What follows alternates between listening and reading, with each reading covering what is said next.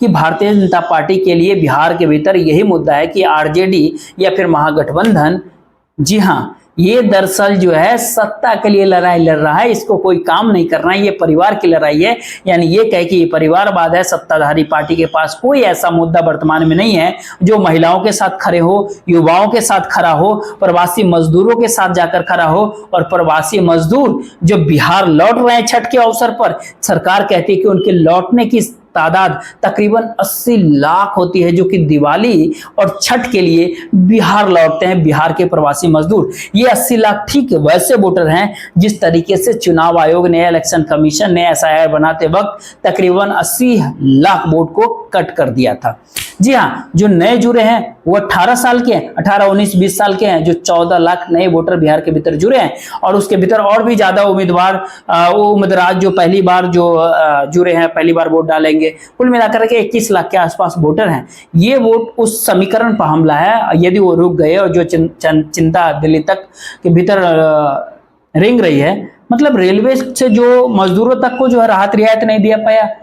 कितना हजार रेल चलाया जाएगा, 12,000, लेकिन जो हालात है, जो सूरत से आ रहे हैं, चेन्नई से आ रहे हैं, हैदराबाद से आ रहे हैं, वो दिल्ली से जा रहे हैं, वो सिकंदराबाद से लौट रहे हैं, वो मुंबई से लौट रहे हैं, वो पंजाब से लौट रहे हैं, वो चंडीगढ़ से लौट रहे हैं, अमृतसर से लौट रहे हैं, वो कोयम्बटूर से लौट रहे हैं, वो पैरामूर से लौट रहे हैं। एक ऐसी परिस्थिति, यानी तमाम मजदूर हैं जो अलग अलग राज्यों के भीतर भारतीय जनता पार्टी की राजनीतिक सत्ता का मतलब क्या होता है, इस बात को जान चुके हैं, समझ चुके हैं। और आरजेडी इसी लिहाज से अपनी पूरी रणनीति को 2025 के बिहार विधानसभा चुनाव के भीतर बना रही है। हमने आपको पहले भी कहा ना कि बीजेपी के लिए यही मुद्दा हो जाएगा। अच्छा, आरजेडी 141 सीट, महागठबंधन में आपसी सहमति नहीं, वाह, बीजेपी को मात्र यही एक मुद्दा है बिहार विधानसभा चुनाव 2025 में। ये सवाल ऐसे उठते हैं। 2-3 लोगों को आपको सुनिएगा। शाहनवाज हुसैन भारतीय जनता पार्टी के अंदर आते राष्ट्रीय प्रवक्ता है, दूसरे नाम उरी साहब, तीसरे नाम जो है भारतीय जनता पार्टी के ही एक नेता है।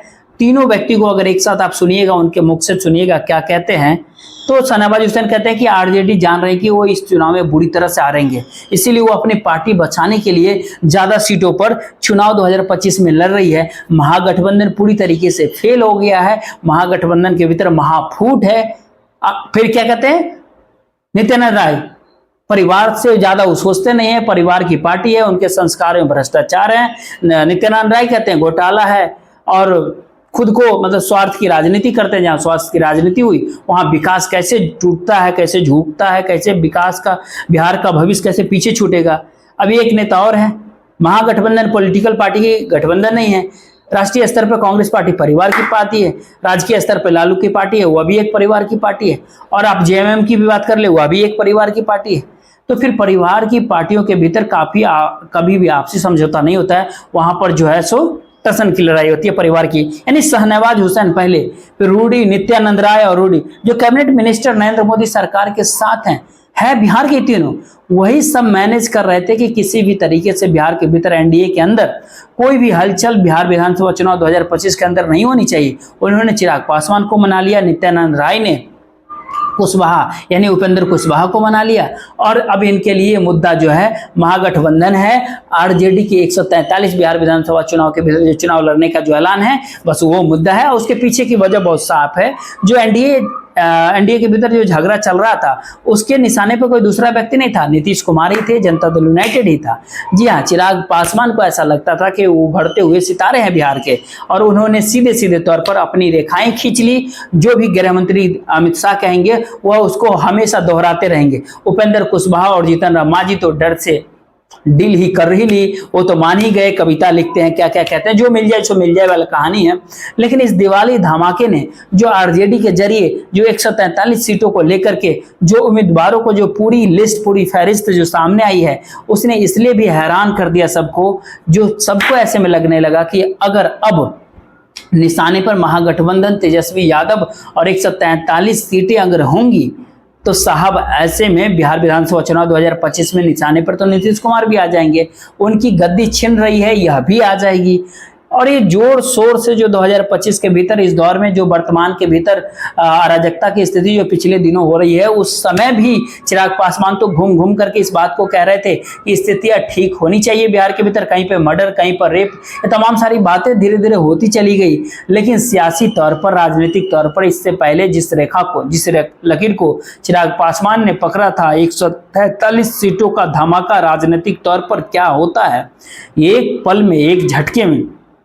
कल तक चिराग पासवान इस बात को कह रहे थे कि देखिए, विधायक ही तय करेंगे मुख्यमंत्री कौन बनेगा, और इसी बात का जिक्र देश के गृह मंत्री अमित शाह करते हैं, और वही देश के गृह मंत्री करते हैं, और फिर चिराग पासवान उसी बात को जिक्र करते हैं। और यानी भारतीय जनता पार्टी और एनडीए का जो पूरे विषाद जो बिहार के अंदर जो बिछाया जा रहा है, उन्होंने किया था। लेकिन चिराग पासवान ने क्या कुछ कहा? चिराग पासवान कहते हैं कि एक विधायक नीतीश कुमार को ही मुख्यमंत्री के तौर पर चुनेंगे बिहार के अंदर। महज एक दिन के भीतर ये पूरा का पूरा परिवर्तन, बहुत बड़ा संदेश है।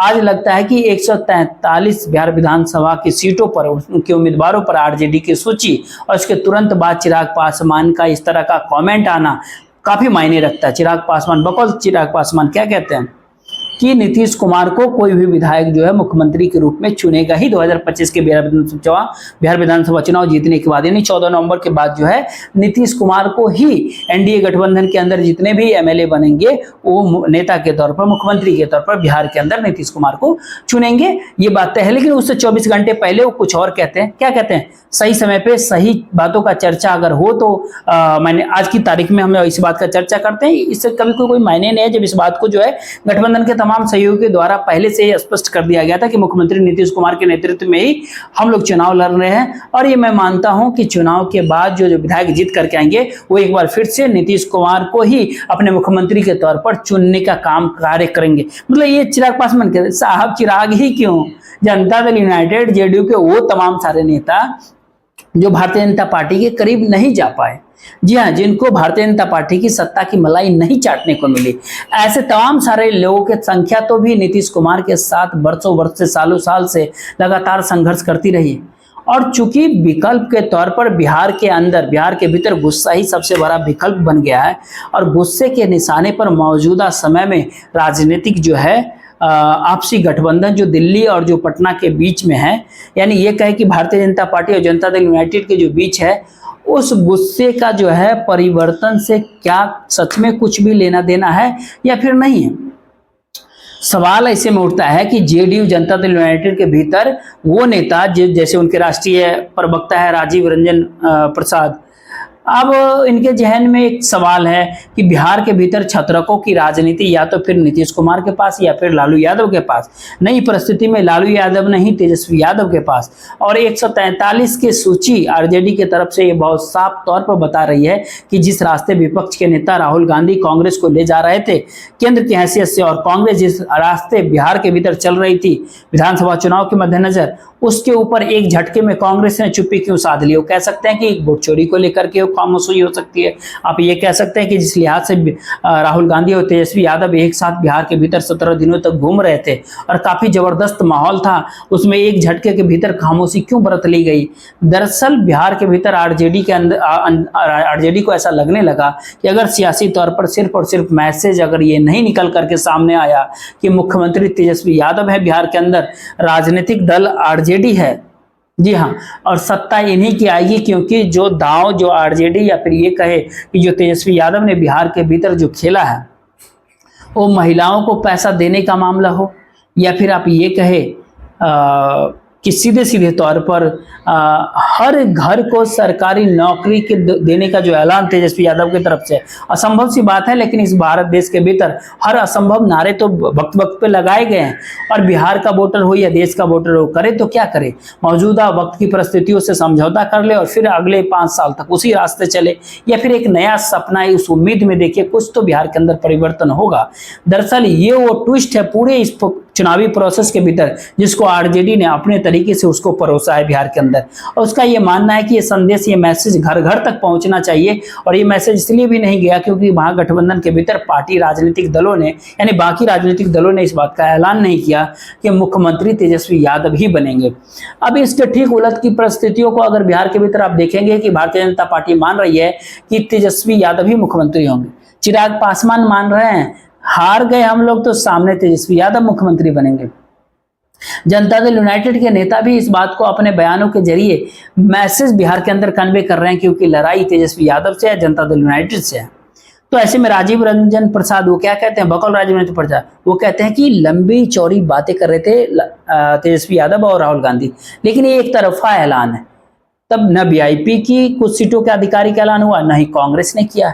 लेफ्ट की पार्टी का तो पता ही नहीं चल रहा है। अब जरा देखिए, समझिए कि चुनाव शुरू होने से पहले पराजय स्वीकार कर लेने की स्वीकारोक्ति है तेजस्वी यादव की ओर से। हाँ, जिस तरीके से उनका अहंकार, घमंड और जिस तरीके से और उनके जो बरबोले दावे हैं उसके कचूमर साथी दलों ने निकाल दिए।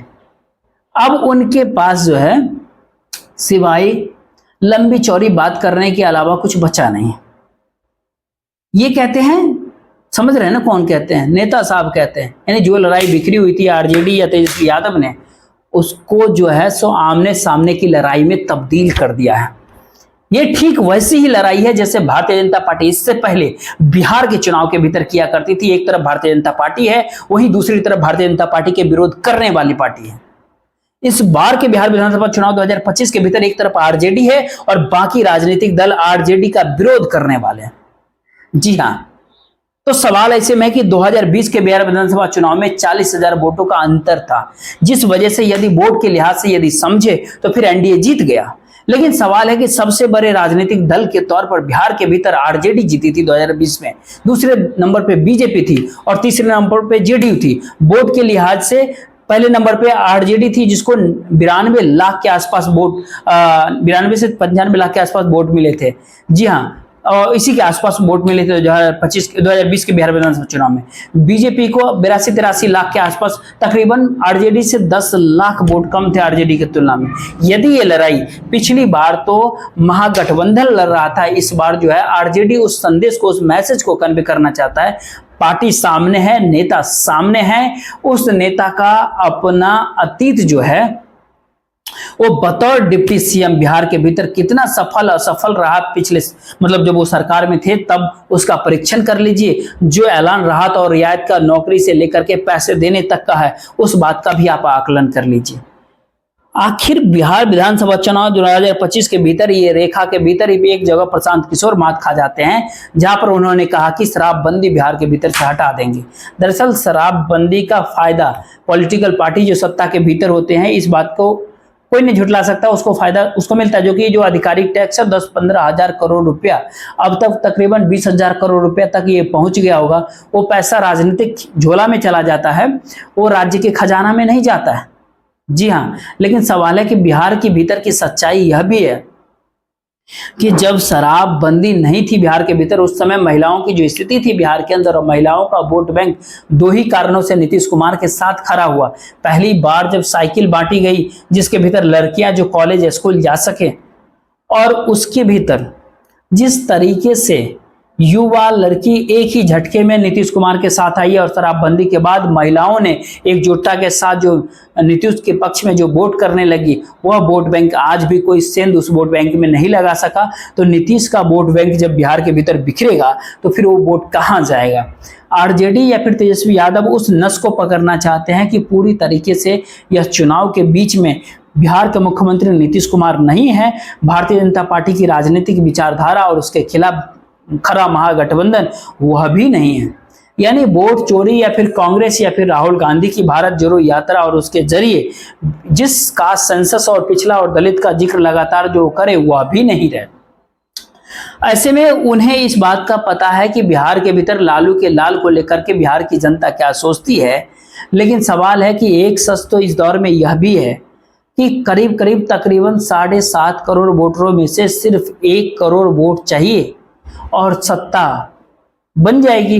तो उस 1 करोड़ वोट की गुंजाइश जो है इस 143 विधानसभा सीटों के भीतर, जो अलग अलग तरीके से लगभग तकरीबन 42 सीटों के ऊपर परिवर्तन और चेहरे और तमाम तरह के पुराने चेहरों को क्या इस्तेमाल, नए चेहरों को किस लिए आगे करना, ये कड़ी मशक्कत जो आरजेडी की तरफ से की गई है, ये शायद बिहार विधानसभा चुनाव 2025 के भीतर पहली बार ऐसा होगा जब 20 साल यानी 2 दशक नीतीश कुमार की राजनीतिक सत्ता के भीतर भारतीय जनता पार्टी मुद्दा नहीं है, एनडीए मुद्दा नहीं है, बल्कि नीतीश कुमार मुद्दा नहीं है, बल्कि ये कहे कि मुद्दा केवल आरजेडी है, मुद्दा तेजस्वी यादव की राजनीति है और उनकी रणनीति है। एक बार बिहार के भीतर दीपावली की सब लोगों को शुभकामना, आने वाले वक्त में छठ की शुभकामना। और फिलहाल इस वीडियो में इतना ही। वीडियो को शेयर जरूर कीजिएगा, वीडियो को लाइक, चैनल को सब्सक्राइब कीजिएगा। और राजनीतिक धमाका अभी होना और भी बाकी है। 143 के जरिए बिहार की राजनीति के भीतर, बिहार के अंदर तेजस्वी यादव ने सब कुछ जता दिया है। फिलहाल शेयर जरूर कीजिएगा वीडियो को लाइक, चैनल को सब्सक्राइब कीजिएगा। जय हिंद, जय भारत।